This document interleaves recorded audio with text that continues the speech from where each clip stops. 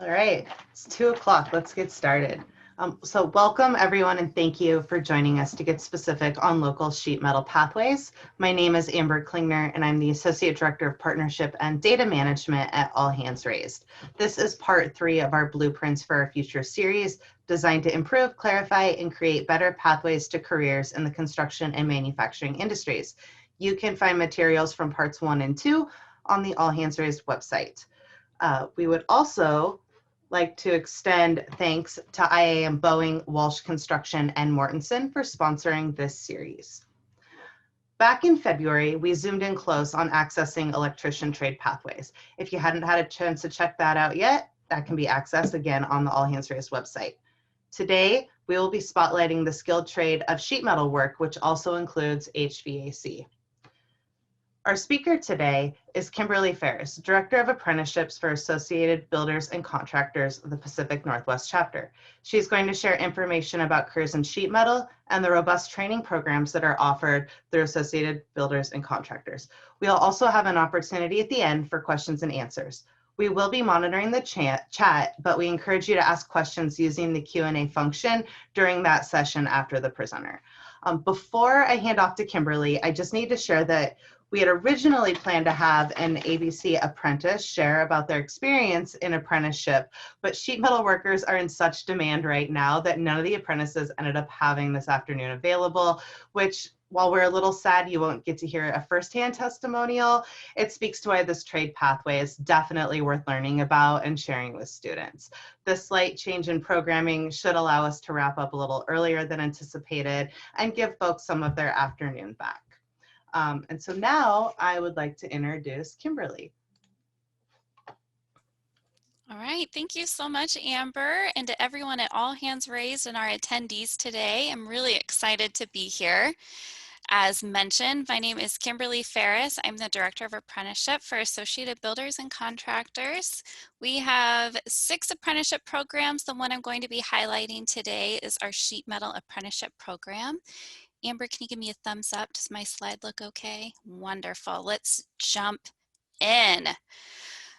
All right, it's my contact information if you need it. But today we're going to be talking about the Sheet Metal Apprenticeship Program, the benefits of entering a registered apprenticeship program as your career pathway, how to start in an apprenticeship program. So as I said, we have 6 apprenticeship programs. I have those listed here: glazier, HVAC, sheet metal, sprinkler fitter, tab, and tile.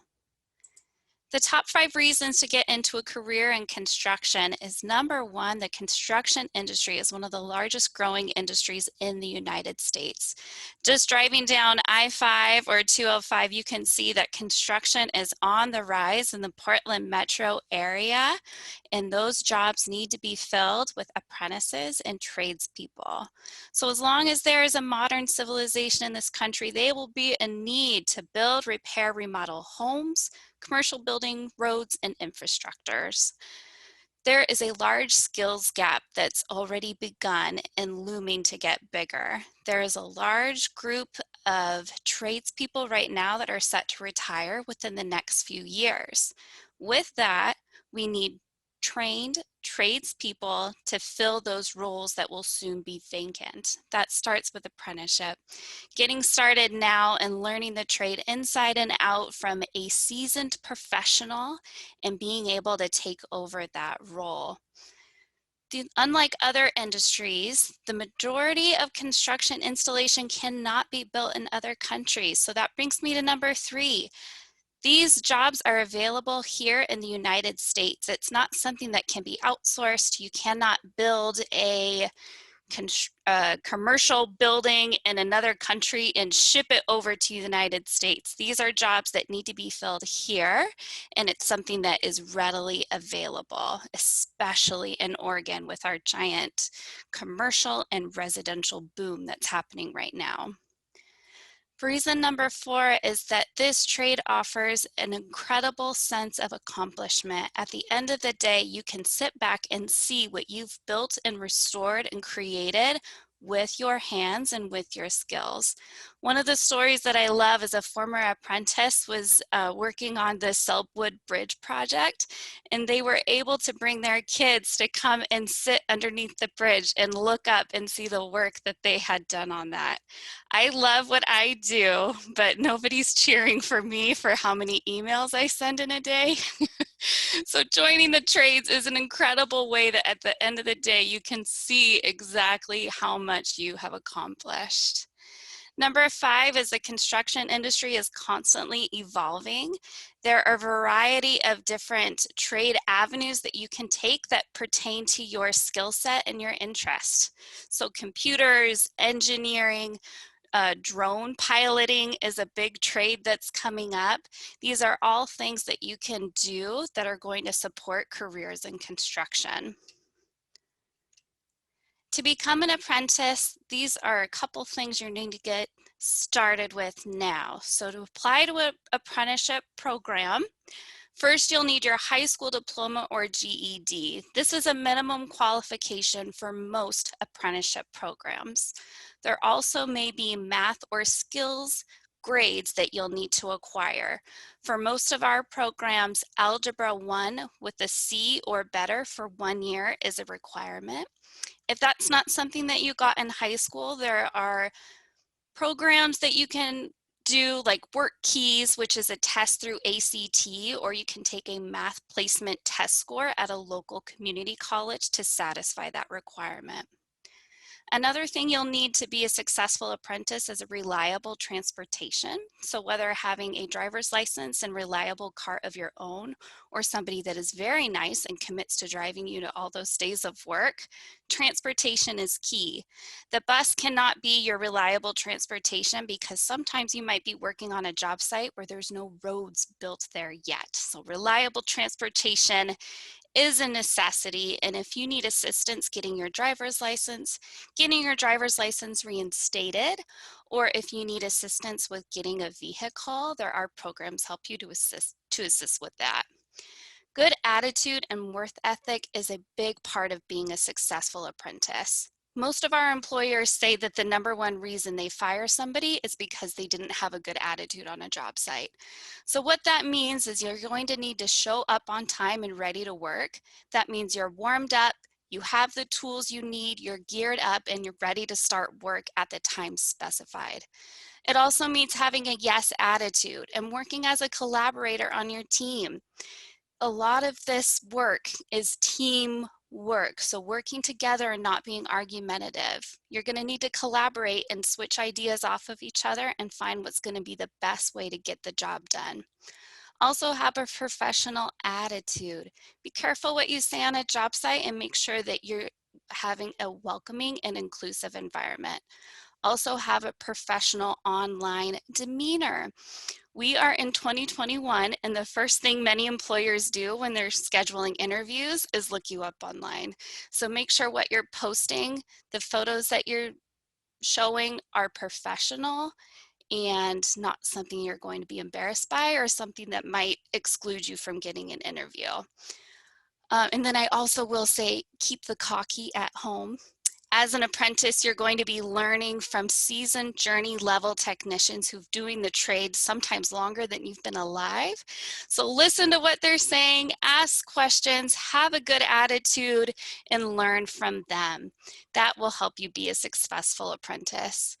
Another requirement up here is 18 years of age or older. So with that, your program administrator for you to apply may request a copy of your ID or driver's license. All right, so you have everything you need. Now you need to apply to the program. The first thing I'm going to suggest is research the different programs and trades, and then contact the program administrator to see what those requirements are, and then apply. If you meet the minimum qualifications, go ahead and submit your application and everything requested. That could be online, in person, or via mail.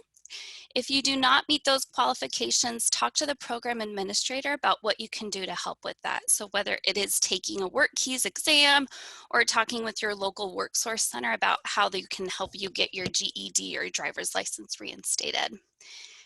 All right. Another thing that you can do to help be a successful apprentice is prior to applying to the program, get some experience in the field.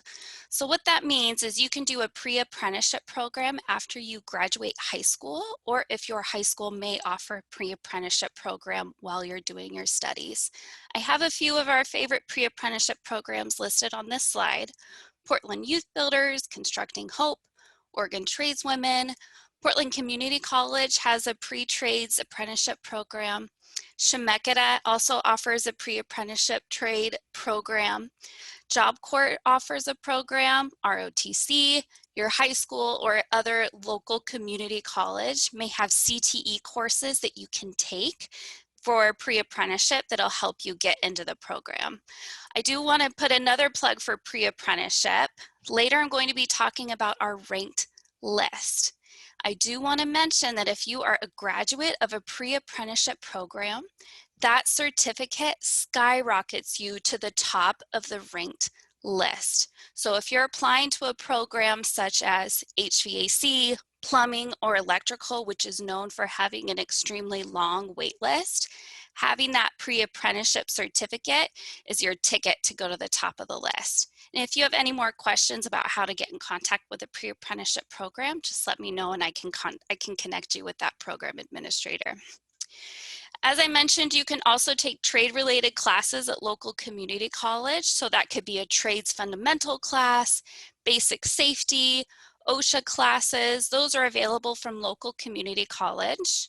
You can also take CTE courses at a secondary or post-secondary level. So those could be STEM classes such as robotics, drafting, engineering, trade-related courses. You can also have hobbies in your personal time that are trade-related. So if you like working on cars, remodeling, working with wood, have documentation of those crafts. So include some photos with your application to the program and have it showing you using those tools and skills that may be applicable for your trade. You can also do career-related volunteer work, so that could be through Habitat Through Humanity, REACH, Rebuild Together, student leadership courses such as Skills USA, or various summer camps in the area. You can also have real work experience, so that could be internships, summer works, job shadows, or others. All right, let's focus on the sheet metal apprenticeship a little bit more. Sheet metal technicians installed sheet metal and mechanical systems. They could work in HVAC, ducting, or architectural sheet metal. So the architectural side could be installing siding, roofing, gutters, skylights, restaurant equipment, or outdoor lighting. Sheet metal technicians work with precision tools to cut, fit, assemble, and weld metal components. I do want to draw your attention to this picture that I have on here. This is HVAC ducting that they're creating. I don't know if you've noticed, but remember when we used to go to restaurants pre-pandemic, one thing I love to notice is this is the new trend in a lot of places is to have exposed ducting. How cool would it be to go to a restaurant or a commercial building and see the ducting that you created for that day? The work for sheet metal is performed in a shop setting, commercial buildings, or on a construction job site. You need to be comfortable with changing work environments and be comfortable with heights. As you can see in the picture, these two are hanging out on a scissor lift and you can't see how high up they are, but it's better to be comfortable with heights if you're going to apply for this job. The training for this program takes place at the Northwest College of Construction. So that's 4 years of training. The schooling is 1 night a week, and we do not have school over the summer because, as Amber mentioned earlier, summer is the busiest time for our apprentices, so we do not have them go to class over the summer. This program is 4 years long and involves 7,200 hours of OJT, or on-the-job training hours. And during those hours, you're going to be supervised by a journey level technician. All right, I do want to put this slide in here. So I want to talk about the difference between a union and non-union program. ABC offers a non-union sheet metal program, and what that means is there is no cost to the apprentice to be a part of that program. That apprentice is employed by their training agent or employer. The cost of education does fall to the apprentice. However, a majority of our training agents do cover that cost for them. The benefits such as time off, health insurance, retirement, those are determined between the training agent and the apprentice. With a union program, you'll be paying union dues to that organization. The organization will then place you on a job site with a training agent. The training cost is usually included in the dues, meaning that's a free education. Their program may include benefits such as health insurance, PTO, or retirement. And depending on what program you choose, you may have a requirement to pay back your apprenticeship. And what that means is if you're an apprentice for 4 years, you would then be required to stay with that union for an additional 4 years to pay back your apprenticeship. So if you have a question on that, go ahead and talk to the organization to see if that's something that they do require. So I have a quick quiz here. Would sheet metal be a good job for you? And let's see, I want to pull up the chat. If you'd like to, you can answer these questions in the chat. Okay, so are you comfortable with heights and working on scaffolding and ladders? I'll say for myself, I am not. I am very good at my desk job. Do you enjoy working with your hands and seeing a product develop? I know for me, that's a big yes. Are you precise when measuring something?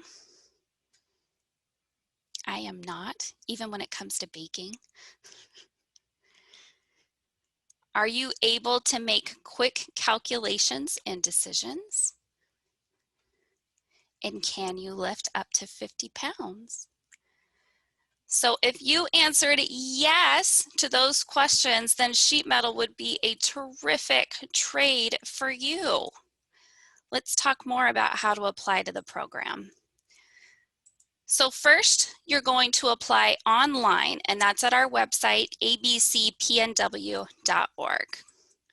From there, you're going to send in your minimum qualifications. And I do suggest having your minimum qualifications, which are listed down here below, have those ready before you apply to the program, because once you apply to the program, you have 10 days to submit your minimum qualifications. If you need help getting your driver's license or ID, reach out to an organization to help you with that. You can also give me a call and I can connect you. Usually I refer people to WorkSource. You need to have your high school diploma or GED. And then you also need to have proof of Algebra 1. So that could be completion of a 1-year high school algebra class with the grade of C or better, or equivalent community college placement test scores, or as I mentioned earlier, a work keys assessment with a score of 4 or higher. And that is an exam that we offer in our office if you need to take it.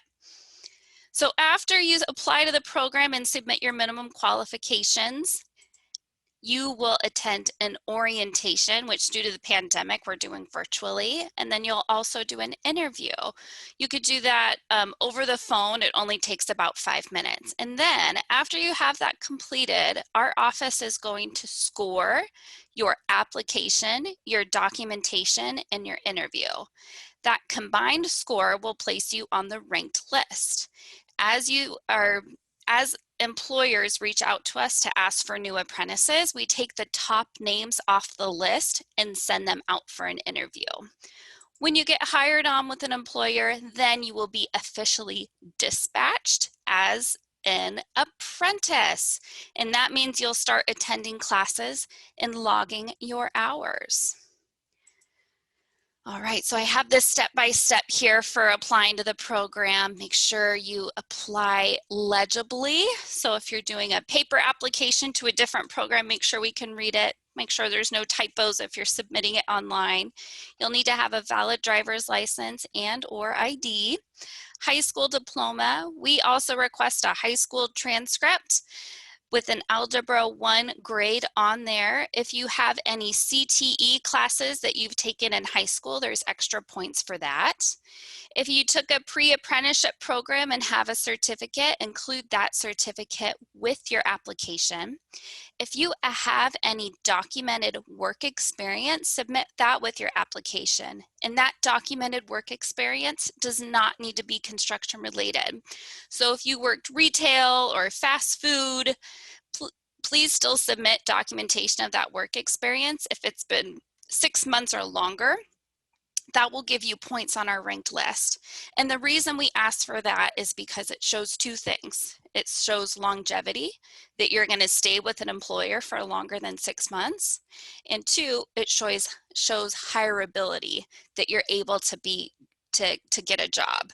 So if you have questions on that, let me know. But usually I say any piece of paper, submit it with your application because it might get you some points on that ranked list.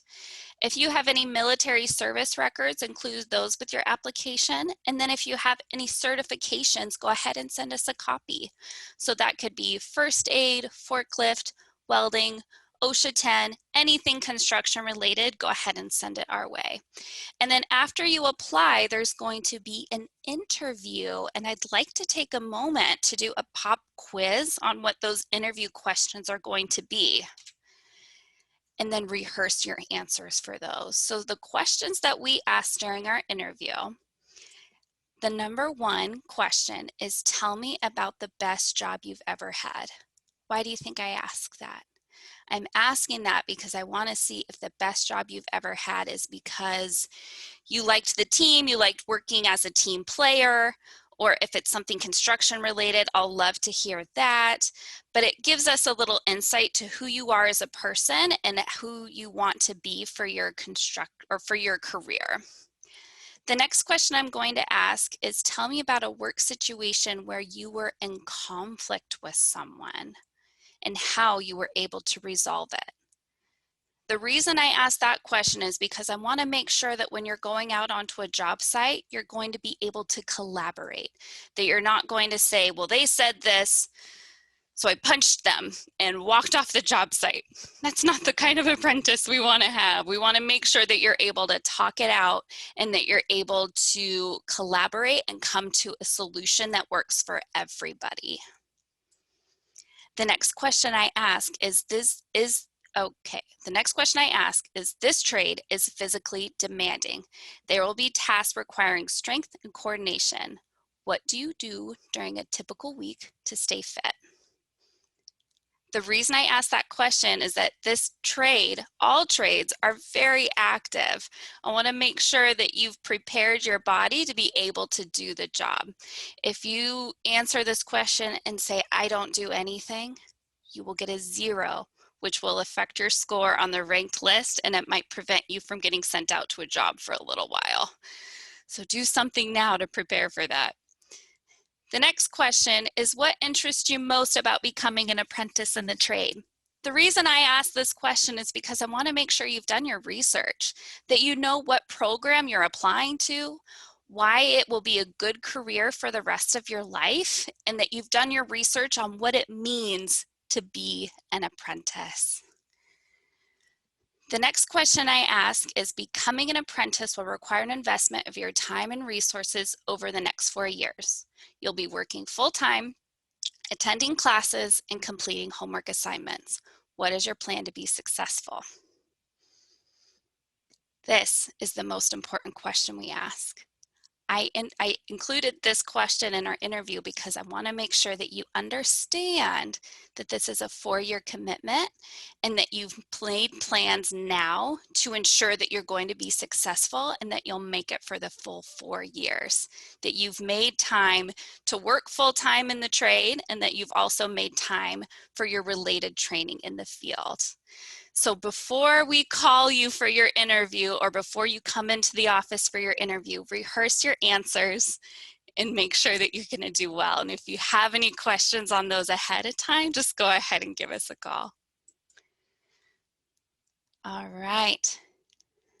So that's how to apply to the program. I do want to do a quick plug. We have our annual craft championship on October 15th, 2021. This is a live skills competition between our HVAC and sheet metal apprentices. The winner of that competition goes on to compete at the ABC National Competition. Last year, well, the year before, last year got canceled due to COVID. The year before, we had 400 high schoolers that were able to come. For many of them, this was their first opportunity to see construction in action and get an up-close look at what it means to be an HVAC or sheet metal technician. We have we have trade ambassadors that they follow along with the students through the competition, and they're able to explain what's going on in the competition. So they're able to really explain the trades to those students. There's also a career fair, we have a photo booth, we have hands-on activities, and most important, we have a free lunch. This is a terrific opportunity for students to come and get an up-close look at the trades and to talk to different people who work in the trades. My favorite part of the competition is sometimes when I'm walking around, I get to see business cards exchange. And that, to me, is the most exciting part because those are the very beginning of some people's careers. All right, here's our contact information and our website. My name is Kimberly Ferris. Here's my phone number and my email address. Oops, I put it way too fast. And then we also have my assistant, Isabel Martin, in the office. She's physically in the office. I'm working from home these days, but her contact information's on there as well. If you have any questions about our apprenticeship program or any other apprenticeship programs in the state of Oregon, go ahead and email or call us. It's a pretty tight-knit community of apprenticeship organizers and administrators, so I can connect you with who you need to talk to. All right, that's it. Back over to you, Amber. Thank you so much, Kimberly. Absolutely. And it's also like very apparent from the information that you've shared that we should be exposing students specifically to sheet metal pathways as a desirable career option. Before we get into Q&A, I just have a little bit more information to share. I'm going to screen share again. The apprenticeship program through ABC is not the only local sheet metal pathway. In Portland, the Union Training Center is called the Sheet Metal Institute and could also potentially be a great option for students. Originally, the Sheet Metal Institute was hoping to participate in today's presentation, but the high demand for apprentices led to them not having capacity to participate today. But I do have here just some basic information about their program. And also Kimberly had shared some info about the union versus non-union pathways that also could help you when you're working with students and deciding which avenue they should pursue. So the Sheet Metal Institute, they have 2 registered apprenticeship programs, as you can see here, sheet metal worker, and then the HVAC service systems technician. And then their minimum requirements, which are pretty similar to what Kimberly listed. And so if you have specific questions for the folks over at the Sheet Metal Institute, I would encourage you to go to their website and contact them directly, sheetmetalinstitute.org, if you want to actually go through their application process /apply. And then the other information I wanted to make sure you're aware of is this website, OregonApprenticeship.org. Not only does the site have a lot of information available about apprenticeship in Oregon in general, but you actually have the ability to search for specific apprenticeship openings by region. And this is a super helpful tool for educators when you're looking to help students with finding their pathways into the trades. So like this is just a screenshot of the website zoomed in on Multnomah County. And so like you could enter sheet metal into the search field and then it would pop up with the locations of the sheet metal training centers, which could be super helpful if you are an educator that doesn't have a breadth of knowledge about all the options out there. And so just wanted to share that with y'all. And so now we have some time for Q&A. So there is a Q&A function button that you can use. And how this will work is I will read your questions out loud to Kimberly, and she will, with all of her knowledge, answer them. And so the first question on here right now is, what are the best things high schools can do to prepare students for sheet metal apprenticeship?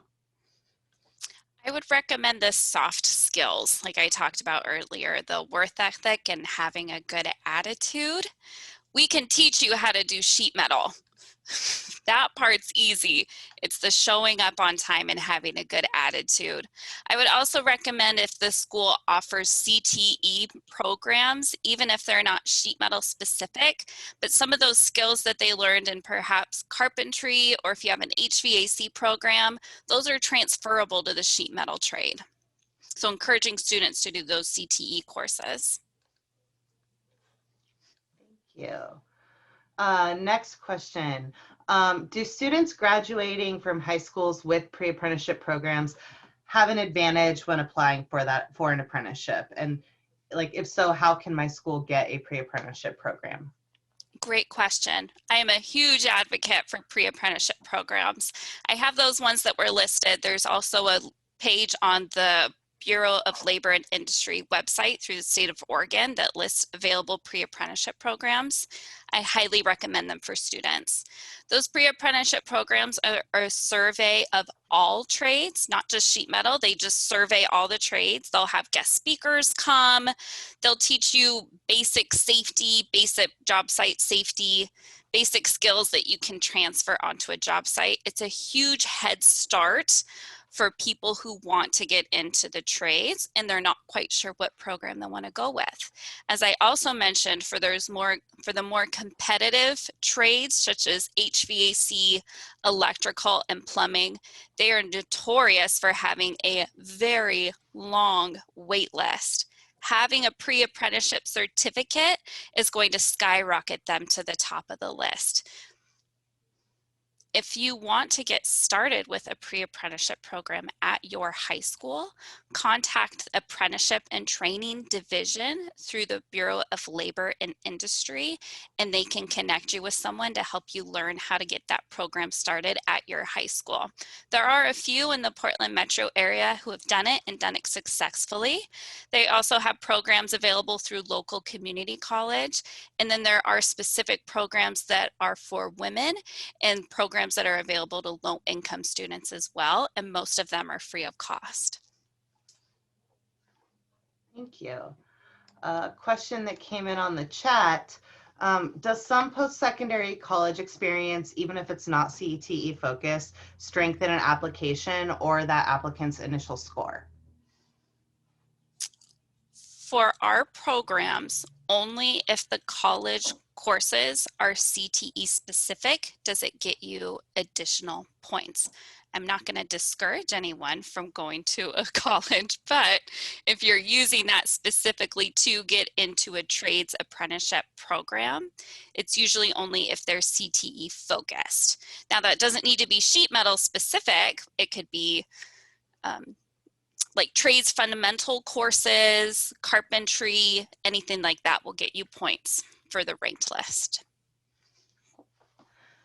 Another Q&A question. Many students don't take math after they meet their graduation requirements in high school. So even if they've passed Algebra 1, they may not remember everything. Will students need to demonstrate content knowledge to gain entry or just show they passed the class? For our programs, the answer is no. They just need to have taken it in high school and be able to show proof of that on their high school transcript. I am not going to give them a knowledge-based math test to get them into the program. The reason being is I know I certainly don't remember much of what I took in algebra in high school, but in our apprenticeship program, a part of their related training is doing construction math courses. So if you're not strong in doing those quick calculations or measuring or fractions, they're going to teach you that in the classroom as part of the apprenticeship program, and that'll be immediately applied on the job site so you won't have time to forget it. Another question in the chat we have, if someone applies for your program and they receive a low ranking, can they reapply at some point if they get more experience or training to become a stronger candidate? Great question. So if you score low on the ranked list, we are not going to kick you off that list. Instead, what you can do is as you gain, perhaps you go out and get your first aid certification. That's a point.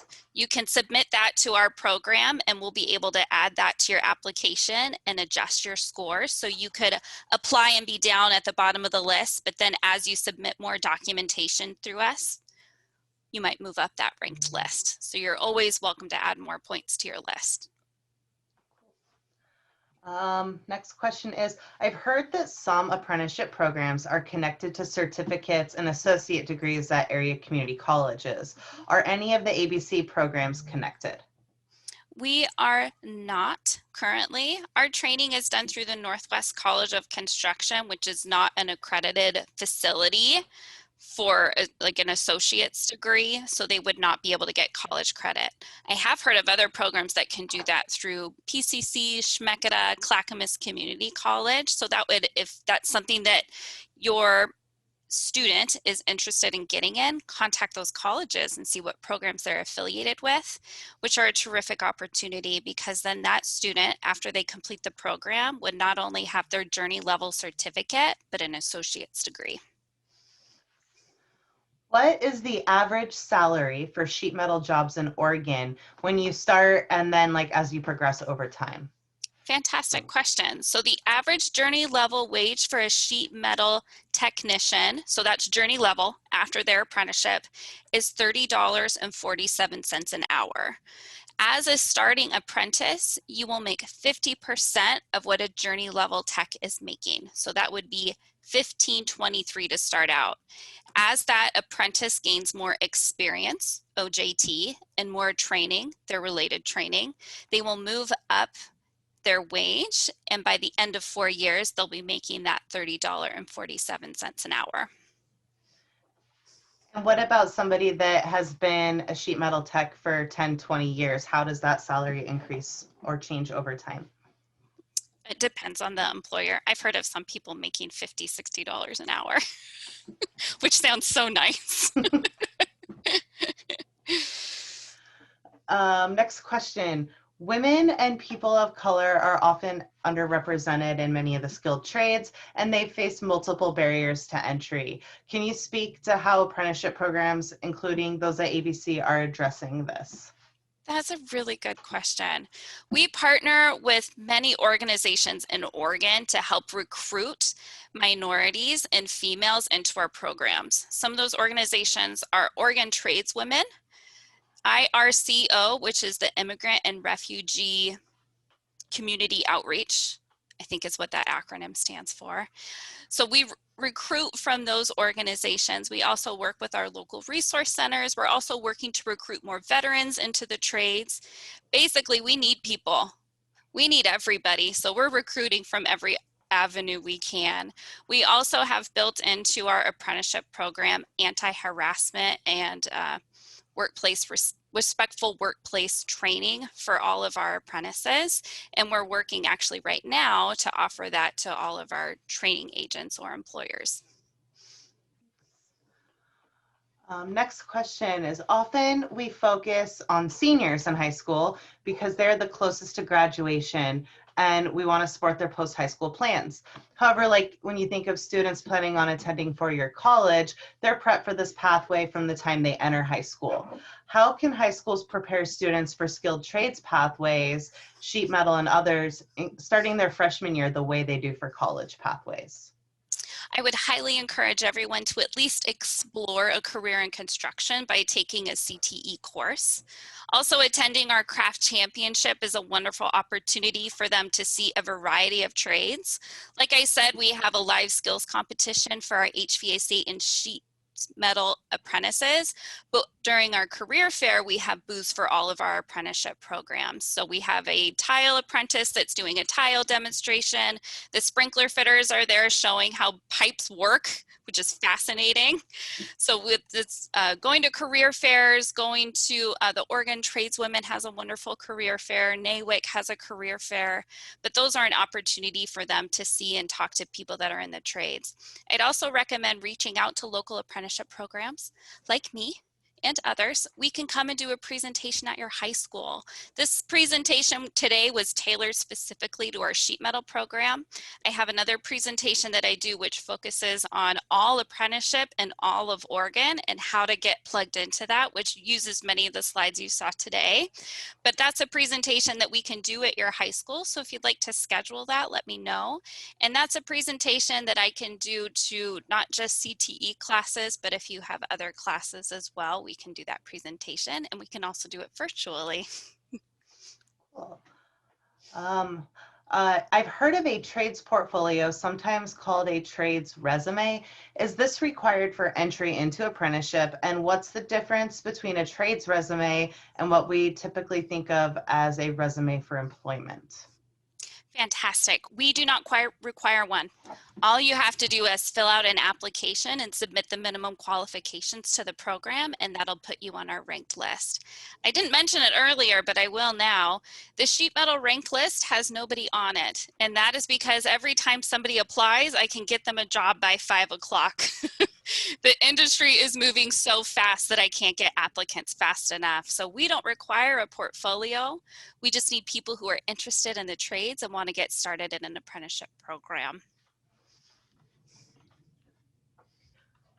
I am not seeing, I'll do a last call for questions. Not seeing any other popping up right now. I'll just do a quick plug. Kimberly, you said this already, but you are available to schedule with high schools to come out and talk directly with students. And if it's okay with you, I'll also include your contact information when I send out the recording of this presentation to the viewer list. And then also, Kimberly sent me a flyer that I'll include in that email as well about the skills competition that she referenced earlier in the presentation. And so I guess since no more questions are popping in, we will let folks leave early and go ahead and enjoy the rest of the sun that's out today. I do have a quick poll that we just launched. Just give us a little feedback would be fantastic. But other than that, thank you for doing that. Kimberly, thank you so much for the fantastic information and for your time today. Thank you to our viewers and our future viewers. And everyone have a great afternoon. All right, thank you, everyone. Thanks.